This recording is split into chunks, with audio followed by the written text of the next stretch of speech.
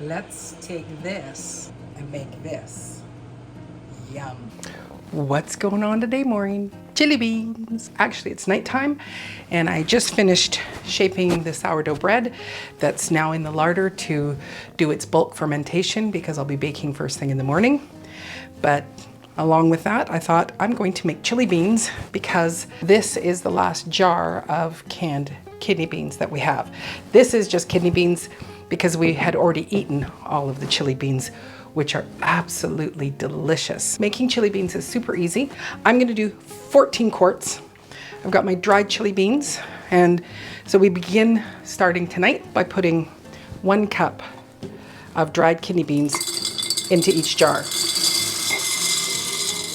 This chili bean recipe is absolutely delicious. We're gonna be putting some fresh onion, the chili spices, and a little bit of tomato sauce into them. When I made them the first time and had my kids try them, they go, "Mom, it tastes like there's meat in them." And we use our chili beans in place of black beans or things like that if we're making Mexican dishes. Or it's just great to have it on its own or with some rice. It's absolutely delicious. Next, we need to add in some water.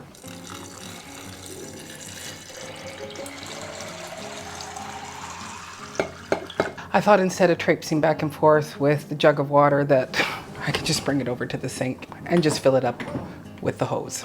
It just can be regular room temperature water because we're going to be pouring this all off. It's just to soak the beans overnight. Yeah, this is much quicker.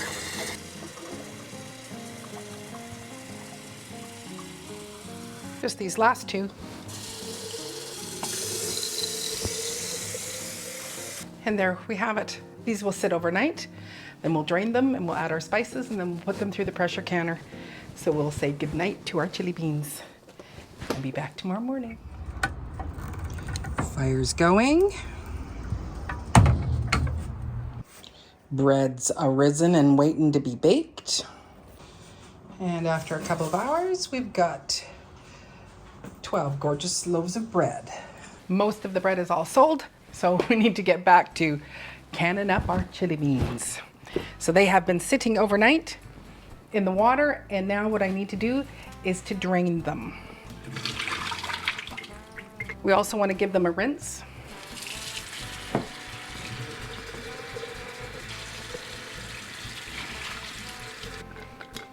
So I just got my debubbler and I'm making sure that they're gonna loosen out, so that we get them all out.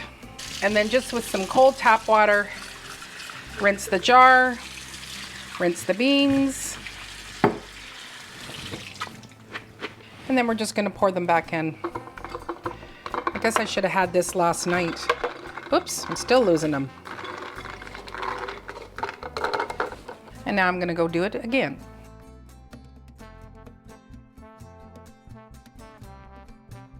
All right, we are ready to fill up with all of our spices. Now, the canner only will take 7 jars at a time. I am going to put in all of the ingredients into each one, but we top it with hot water for each one.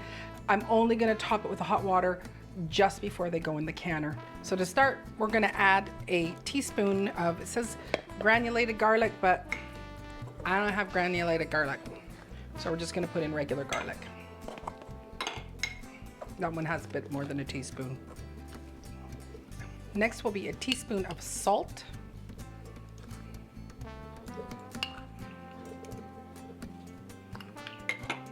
Then we need a teaspoon of paprika. Paprika.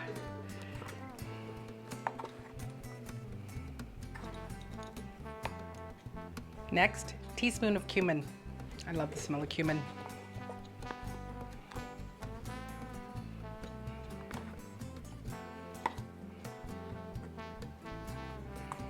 The recipe calls for chili powder. Now, a few years back, I probably bought like the big 5-pound bag of chili powder, and we tried it and it was super hot, which this does say super hot chili. I am actually gonna just do a little taste to see how hot it is, because it's been a while and maybe it's lost some of its pain, so.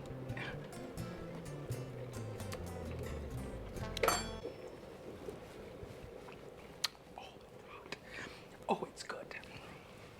But I'm not gonna put a tablespoon in. I'm actually just gonna put a half of a teaspoon into each one because this is very hot chili powder.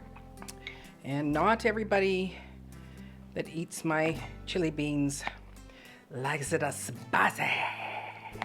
When you make it yourself, you can put in that whole tablespoon of chili powder if you like it spicy. I think when I made this with some friends of mine, I was teaching a class on it. We were using this, and I think we even used less than a half a teaspoon, and it was still pretty hot. Next will be half a teaspoon of oregano, or oregano as some people say it. I was going to use my own fresh oregano, but I haven't processed it to get it down to this fine, and so I just went, I'm just going to use the store-bought stuff. My mouth is still on fire. Next, 1/4 teaspoon of black pepper. Next will be a teaspoon of brown sugar. Now we're going to add in a half a cup of chopped onion. I might be a little on the generous side with my onions, just because we chopped a lot.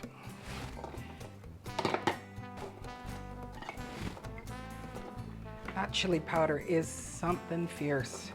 Very good.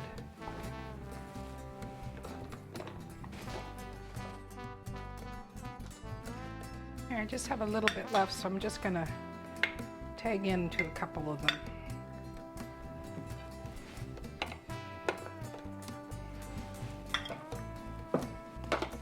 I was more generous at the beginning and then thought, oh, what if I run out? But didn't run out.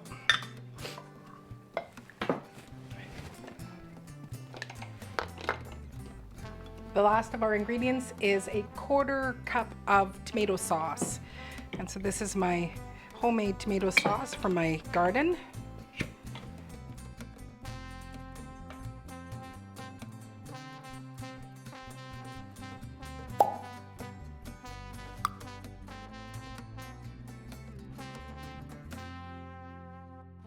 So basically it's about a quart of tomato sauce that you're going to need. I did my tomato sauce in pint jars so that it would be smaller amounts, because sometimes when you are making something like a pizza sauce, you don't need a whole, quart jar. So I just thought pints were better because then we use it up faster.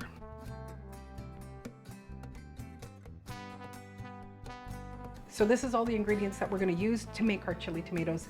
But what we're going to do is top it up with some boiling hot water. And you want to leave that 1-inch head space. And I'm only going to do 7. That will fit in my canner. So I had to start up another kettle of water. So I debubbled, but I will debubble these next ones as well. You want to debubble because you want to make sure that there's no air pockets in there. Yeah, you can see this has already gone down some because I've made space where the water hasn't gone yet. And then we're just going to make sure that we have 1-inch head space. So my debubbler has a little marker here, so I can go right up to the line. Shows my 1-inch.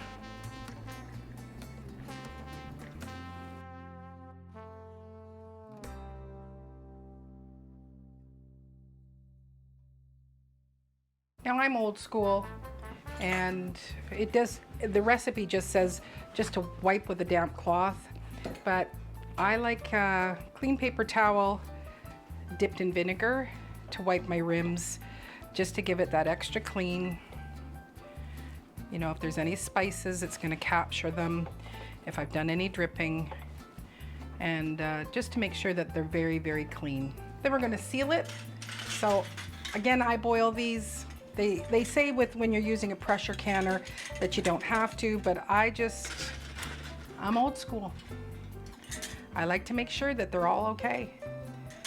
I don't need that many out. So This little star frit tool is just wonderful because it's got a magnet on it.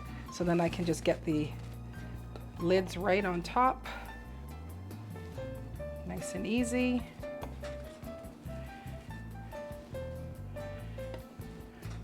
And I can put a link in the description for these tools that I'm using because they are a game changer.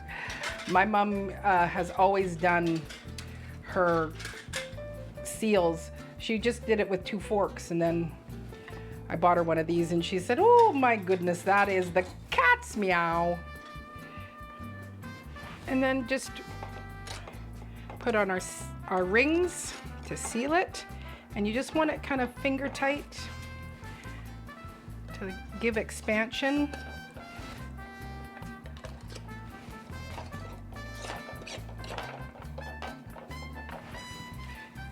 And there they're all ready to go. Now, I already have added my water and I have started to bring my pressure canner up to boil. And one rule of thumb with your pressure canner, you want about 2 inches. So basically I just look at, you know, the second mark on my finger, that's my 2 inches. And I put my finger down below into the water to make sure that I've got that 2 inches, and then started to bring it up to temperature. The other thing that I do is I add oil to around the seal of my pressure canner. This is an all-American pressure canner. And so just so that we get that nice seal, I do that before getting it going. If I was putting in cold jars, I wouldn't want to have the water already boiling. Hot water in the jar, hot water in the canner. If it's cold in here, cold in the canner. I'm gonna bring you over so you can see it up close, and also as I set the lid. So there they are, all snuggled in. There is a tray at the bottom. If I didn't have the tray, then I would put a cloth, because you don't want the glass to be sitting right on the bottom of the canner. Now I know lots of people are afraid of pressure canners. I get it. They've heard horror stories and things like that, or they've experienced horror stories. I do have a glass top, and this all-American canner is fine on it. The only issue I have is my light and fan and this microwave do pose a little bit of a problem. But the reason why I love this one is we set it up and we're going to have these great bolts. So there is a little arrow here, and I'm going to line it up. And this part is a little bit tricky, but the more you do it, the easier it gets. You start looking to make sure that this seal, this is all the same all around. So I check the back and I go back to front. You guys actually look pretty even. And this is clamped on. Excuse my head, it's gonna get in your way. Ah, yeah. So this back corner was a little bit on the lower side. When we first started, you know, one of us would set it up and the other one would go, okay, I need you to come and do a check. But this is what I love about the all-American is that you have these bolts. So we're just gonna put, to keep it even, we're gonna do the bolts at the same sort of time. Not tightened yet, because I will do another check that I haven't bumped it out of line. So we just do our first initial one. So there's 6 bolts holding this on. It's not gonna blow up. It can't blow this thing off. Now, can it destroy my my oven top? Probably, yeah. This one is still, we're gonna loosen that one. That one, we're just gonna tip it up just a bit. And also, if I don't have the right seal on it, it will start to, the steam will come out, and that'll tell me, and I'll just have to shut it down and reset it. So we're gonna tighten these up. Again, finger tight.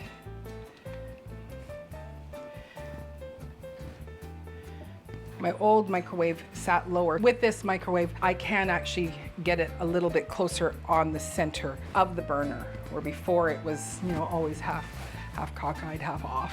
There we go. Now we just let it get up to pressure. I'm going to add a 10-pound weight to it, and then that's the point where I will start the 90 minutes for it to cook. Shouldn't take too long. you know, now I can go and, you know, get other things done and that. But we'll be back shortly to see it all in action. So it's been sitting for a long time. So we are going to add in our pressure gauge. And that'll quieten it down a bit. I didn't put the microphones on because you wouldn't be able to hear how loud that steam is. We're gonna let it keep going.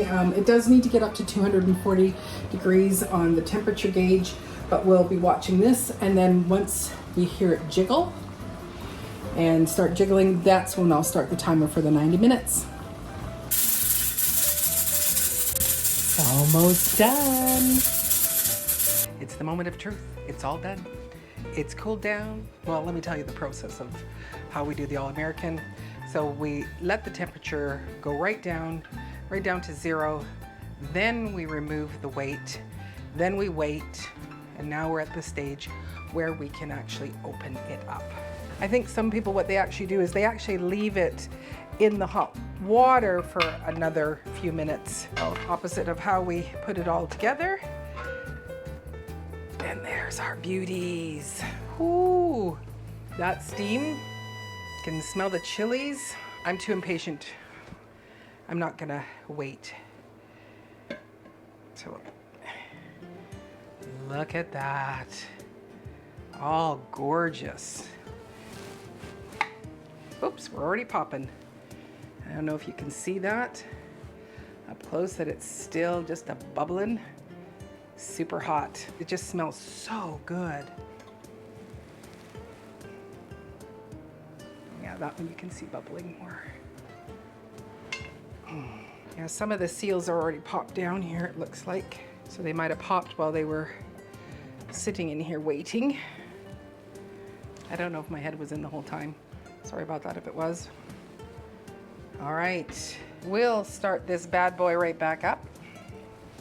But look at that gorgeousness.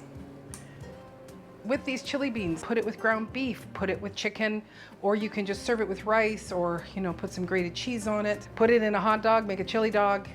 Whatever you are so inclined to, but the taste is absolutely delicious. I will include the recipe down in the description so that you can see it, it's all in there. And if you have ever made chili beans or you have a different version, I'd love to hear about that in the comments. Or in the future, if you choose to make this, let me know how delicious it is, because it is really delicious.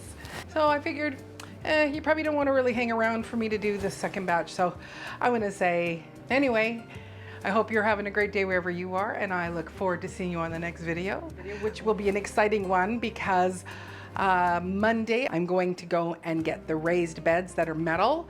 I've been waiting for them to come in. I've saved my Christmas money that I got from my kids to go and buy these, and I'm going to pick up 4. So I will be putting those together, filling them up, and so that will be an exciting video to take part in because Bob the Builder, I am not. Anyway, we'll hope that it'll all go well. But you take care. God bless. Chili beans.